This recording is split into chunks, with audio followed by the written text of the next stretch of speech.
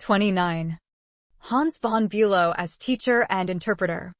Those who heard Hans von Bülow in recital during his American tour in 1876 listened to piano playing that was at once learned and convincing. A few years before, in 1872, Rubinstein had come and conquered. The torrential splendor of his pianism, his mighty crescendos and whispering diminuendos, his marvelous variety of tone, all were in the nature of a revelation. His personal magnetism carried everything before it. American audiences were at his feet. In von Bülow was found a player of quite a different caliber. Clarity of touch, careful exactness down to the minutest detail caused the critics to call him cold. He was a deep thinker and analyzer. As he played, one saw, as though reflected in a mirror, each note, phrase, and dynamic mark of expression to be found in the work. From a Rubinstein recital, the listener came away subdued, awed, inspired, uplifted, but disinclined to open the piano or touch the keys that had been made to burn and scintillate under those wonderful hands.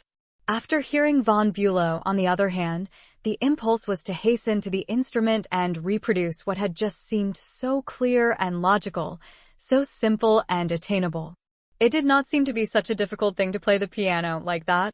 It was as though he had said, "Any of you can do what I am doing, if you will give the same amount of time and study to it that I have done. Listen, and I will teach you." Von Bülow was a profound student of the works of Beethoven.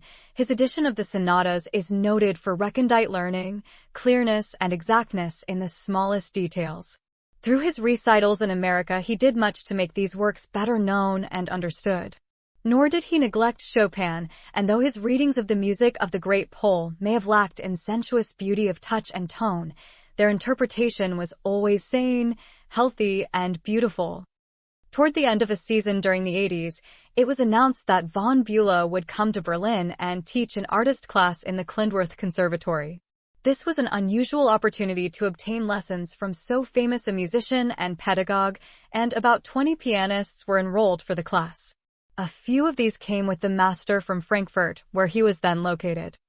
Karl Klindworth, pianist, teacher, critic, editor of Chopin and Beethoven, was then the director of the school.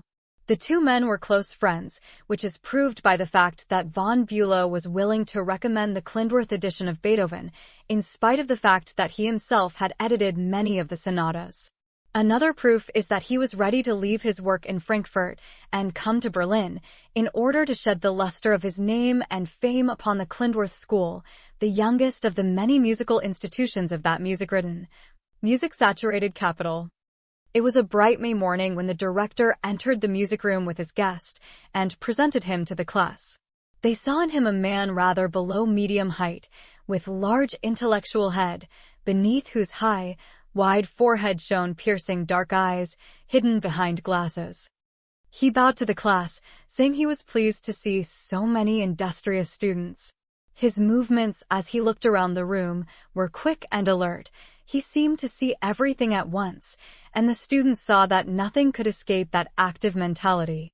The class met 4 days in each week, and the lessons continued from 9 in the morning until well on toward 1 o'clock. It was announced that only the works of Brahms, Raff, Mendelssohn, and Liszt would be taught and played, so nothing else need be brought to the class. Indeed, Brahms was to have the place of honor. While many interesting compositions were discussed and played, perhaps the most helpful thing about these hours spent with the great pedagogue was the running fire of comment and suggestion regarding technique, interpretation, and music and musicians in general.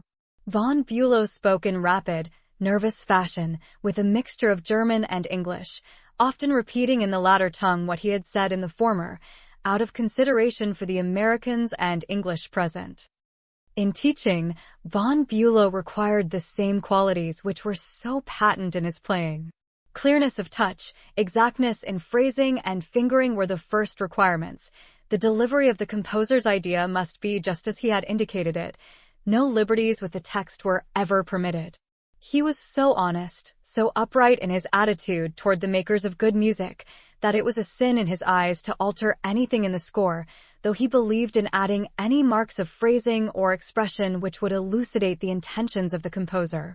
Everything he said or did showed his intellectual grasp of the subject, and he looked for some of the same sort of intelligence on the part of the student.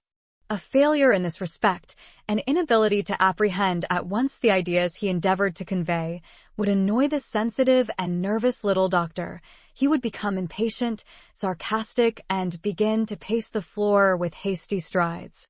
When in this state, he could see little that was worthy in the student's performance, for a small error would be so magnified as to dwarf everything that was excellent. When the lion began to roar, it behooved the players to be circumspect and meek. At other times, when the weather was fair in the classroom, things went with tolerable smoothness. He did not trouble himself much about technique, as of course a pupil coming to him was expected to be well equipped on the technical side. His chief concern was to make clear the content and interpretation of the composition. In the lessons he often played detached phrases and passages for and with the student, but never played an entire composition. One of the most remarkable things about this eccentric man was his prodigious memory. Nearly every work for piano which could be mentioned he knew and could play from memory. He often expressed the opinion that no pianist could be considered an artist unless he or she could play at least 200 pieces by heart. He, of course, more than fulfilled this requirement, not only for piano but for orchestral music. As conductor of the famous Meiningen Orchestra, he directed every work given without a note of score before him, considered a great feat in those days.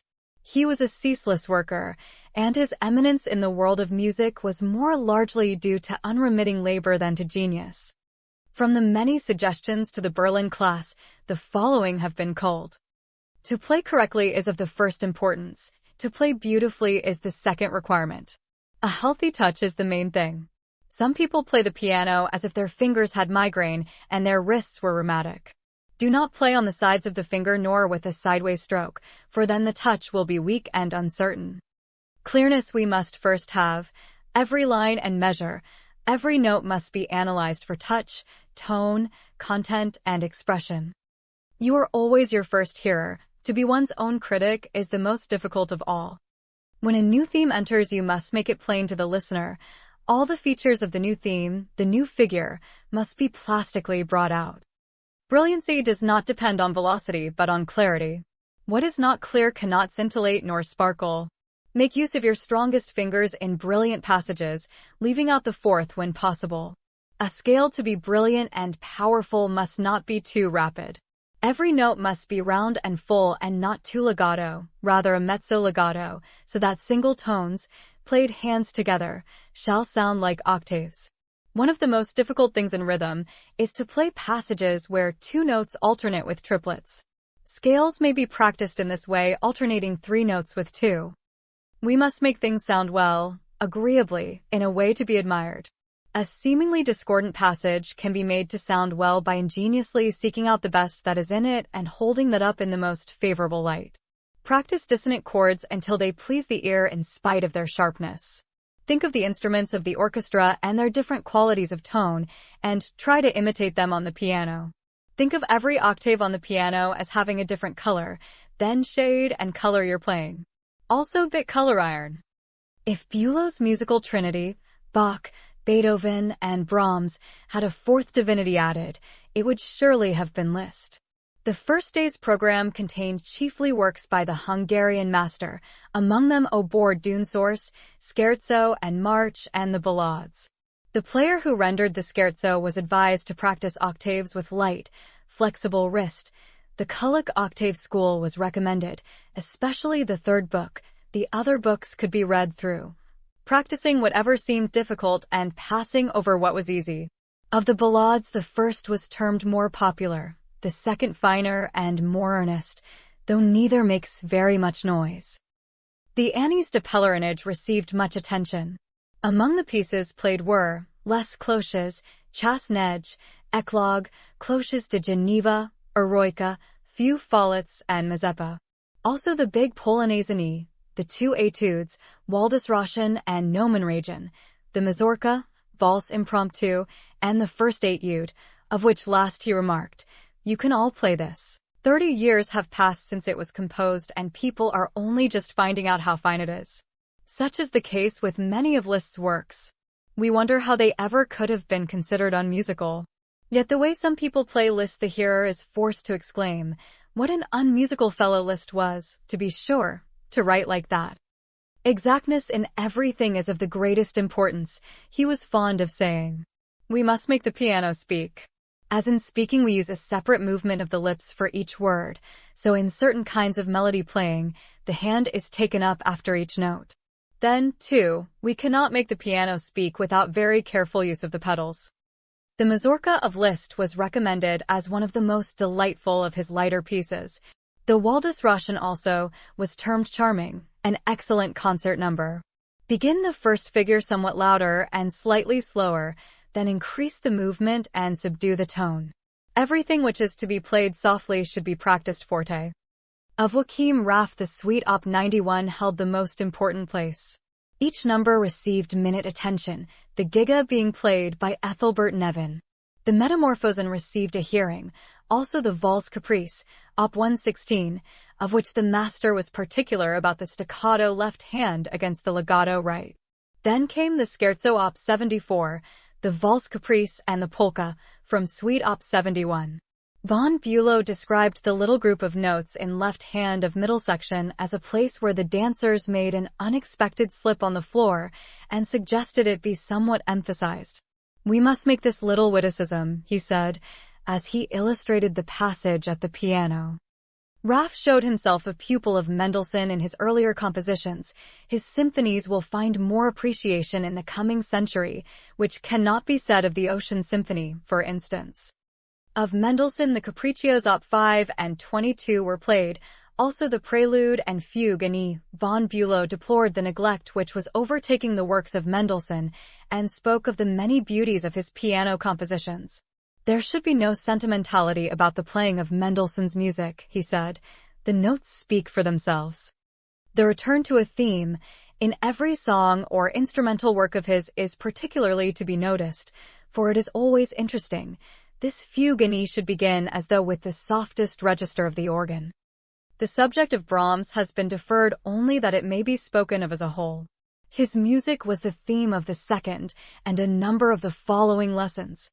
Bülow was a close friend of the Hamburg master and kept in touch with him while in Berlin. One morning he came in with a beaming face, holding up a sheet of music paper in Beethoven's handwriting, which Brahms had discovered and forwarded to him. It seemed that nothing could have given Bülow greater pleasure than to receive this relic. The first work taken up in class was Brahms' Variations on a Handel theme. Von Bülow was in perfect sympathy with this noble work of Brahms and illumined many passages with clear explanations. He was very exact about the phrasing. "What cannot be sung in one breath cannot be played in one breath," he said. Many composers have their own terms for expression and interpretation. Brahms is very exact in these points. Next to him comes Mendelssohn. Beethoven not at all careful about markings and Schumann extremely careless. Brahms, Beethoven, and Wagner have the right to use their own terms. Brahms frequently uses the word sostenuto where others would use ritardando. Of the Klavierstück, Op. 76, von Bülow said, "The Capriccio, number 1 must not be taken too fast. First page is merely a prelude. The story begins at the second page. How wonderfully is this melody formed, so original yet so regular. Compare it with a Bach jag. Remember, andante does not mean dragging, schleppando, it means going, gehend." To the player who gave the Capriccio, number 5, he said, "You play that as if it were a tarantella of Stefan Heller's." Agitation in piano playing must be carefully thought out. The natural sort will not do at all. We do not want blind agitation, but seeing agitation, Aufregung. A diminuendo of several measures should be divided into stations, one each for F, MF, M, P, and pages. Visit the Zoological Gardens, where you can learn much about legato and staccato from the kangaroos. The ballades were taken up in these lessons, and the light thrown upon their poetical content was often a revelation. The gloomy character of the Edward Ballade, Op. 10, number 1, the source of the Scottish poem, the poetic story, were dwelled upon. The opening of this first ballade is sad, sinister, and mysterious, like the old Scotch story. The master insisted on great smoothness in playing it, the chords to sound like muffled but throbbing heartbeats. A strong climax is worked up on the second page, which dies away on the third to a pianissimo of utter despair. From the middle of this page onto the end, the descending chords and octaves were likened to ghostly footsteps, while the broken triplets in the left-hand accompaniment seemed to indicate drops of blood. The third ballade also received an illumination from von Bülow. This is a vivid tone picture, though without motto or verse. Starting with those fateful fifths in the bass, it moves over 2 pages fitfully gloomy and gay, till at the end of the second page a descending passage leads to 3 chords so full of grim despair as to impart the atmosphere of a dungeon. The player was hastily turning the leaf. "Stop!" cried the excited voice of the master, who had been pacing restlessly up and down, and now hurried from the end of the salon. "Wait! We have been in prison, but now a ray of sunshine pierces the darkness. You must always pause here to make the contrast more impressive. There is more music in this little piece than in whole symphonies by some of the modern composers." Both Rhapsodies Op. 79 were played. The second, he said, has parts as passionate as anything in the Götterdämmerung. Both are fine and interesting works. Again and again the players were counseled to make everything sound well. Some intervals, fourths for instance, are harsh. Make them as mild as possible. For one can play correctly, but horribly. Some staccatos should be shaken out of the sleeve as it were. The first time a great work is heard there is so much to occupy the attention that only a small amount of pleasure can be derived from it. At the second hearing things are easier and by the 12th time one's pleasure is complete. The pianist must consider the listener in a first rendering and endeavor to soften the sharp discords. With a group of 5 notes, play 2 and then 3, it sounds more distinguished. Remember that unlearning gives much more trouble than learning. In this brief resume of the von Bülow lessons, the desire has been to convey some of the hints and remarks concerning the music and its interpretation. The master's fleeting sentences were hurriedly jotted down during the lessons, with no thought of their ever being seen except by the owner. But as Bülow's fame as a teacher became so great, these brief notes may now be of some value to both teacher and student. If it were only possible to create a picture of that Berlin music room, with its long windows opening out to a green garden, the May sunshine streaming in, the 2 grand pianos in the center, a row of anxious, absorbed students about the edge of the room, and the short figure of the little doctor, pacing up and down the polished floor, or seating himself at one piano now and then to illustrate his instruction. This mental picture is the lifelong possession of each of those players who were so fortunate as to be present at the sessions.